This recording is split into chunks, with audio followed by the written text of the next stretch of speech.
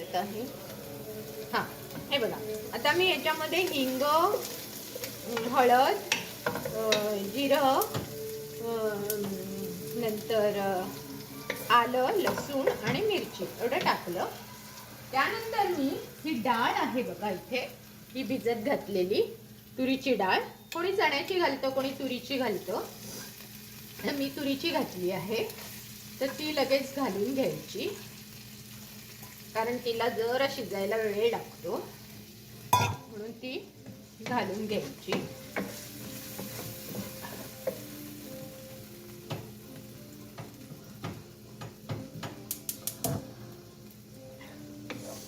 छान सुगंध सुटलेला आहे.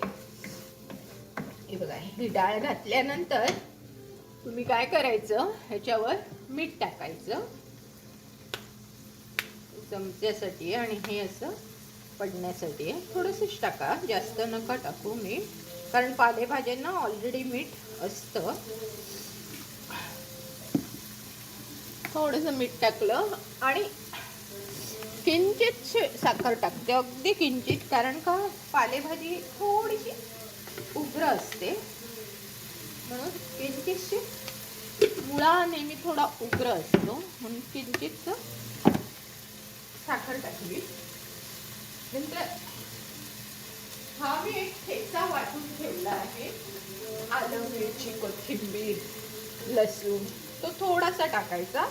त्याच्यामध्ये अशी आंबट पण चव येते, मग छान लागते भाजी, म्हणून तो असा थोडा टाकून घ्यायचा. आणि हे सगळं असं छान सोते करून घेतलं की हा बघा, हा मुळा कापून घेतलाय. तुमच्या आवडीप्रमाणे तुम्ही लहान मोठा कापून शकता.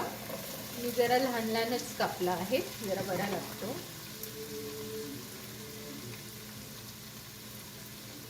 नाही, थोडं मी मीठ घालीन, कारण मगाशी जे मी घातले ते डाळीच्या हिशोबाने घातले, म्हणून मी आता ह्याच्यावर थोडं मीठ घालून, मुळ्यासाठी म्हणून मीठ घालते, अगदी किंचितचं, कारण पालेभाजीला मीठ असतं, त्यामुळे मी घालणार नाही. आणि आता तुम्ही मुळा शिजवायची वाट नाही पाहिजे. मुळा हा वाफेवरच शिजणार, आणि थोडासा एकदम मुळा नरम झाला तर तो बरा नाही लागत, जरा कचट कचटच बरा लागतो. म्हणून मग काय करायचं, हे बघा, आता सगळं आलं, मिरची, कोथिंबीर, ठेचा, हे सगळं त्याला लागलेलं आहे. हवी तर तुम्ही थोडी चव घेऊन बघू शकता. अप्रतिम चव आलेली आहे, तिखट झणझणीत. आता काय करायचं, हा बघा, हा स्वच्छ मुळ्याची पानं धुवून कापून घेतलेली आहे, ही फक्त याच्यावर टाकायची. ह्याला आपणहूनच पाणी सुटणार, डाळ, मुळा सगळं ह्याच्यामुळे शिजलं जाणार, त्यामुळे काहीही न करता ह्याला, हे बघा, असं छानपैकी ह्याला ढवळून घ्यायचं.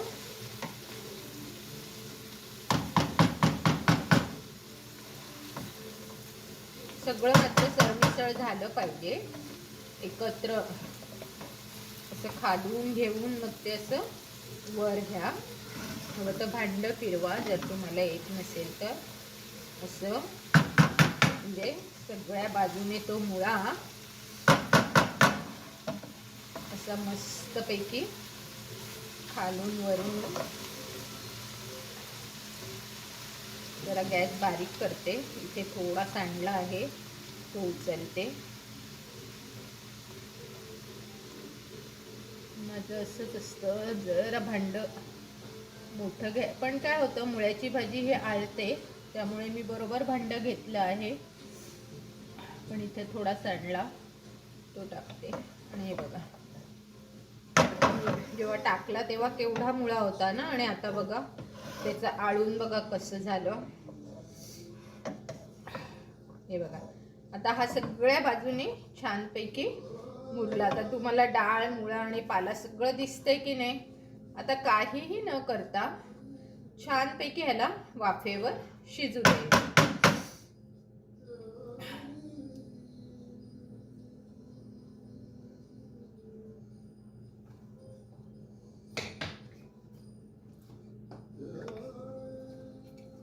हे बघा, आता याला मस्तपैकी शिजू देते.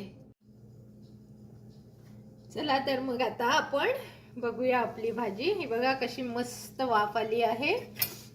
आणि आता मी हा चमचा घेते, पण जरा हळूवार ढवूया, कारण का आपल्याला मस्त सुगंध सुटलेला आहे. आणि छान, हे बघा याला किती पाणी सुटलं आणि केवढी आळून बघितलात केवढूशी झाली भाजी. आणि त्याला अजून शिजवायची आहे आपल्याला. हे सगळं पाणी आटवायचं आहे मुळाच्या भाजीचं आणि डाळ शिजेपर्यंत.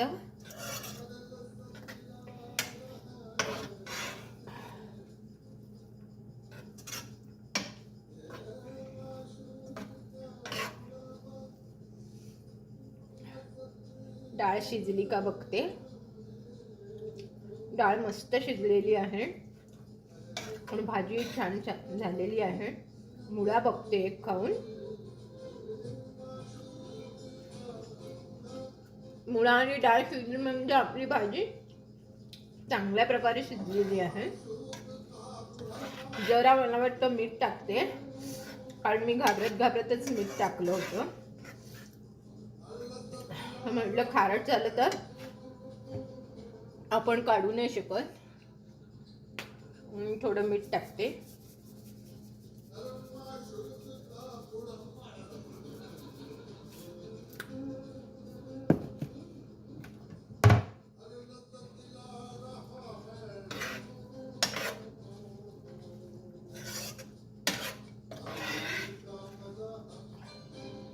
जरा भांड्याला पण सांभाळूनच चमचा वापरते. छान भाजी झालेली आहे. आणि बघा आळून केवढीशी भाजी झाली दिसत असेल तुम्हाला. ही बघा, ही बघा.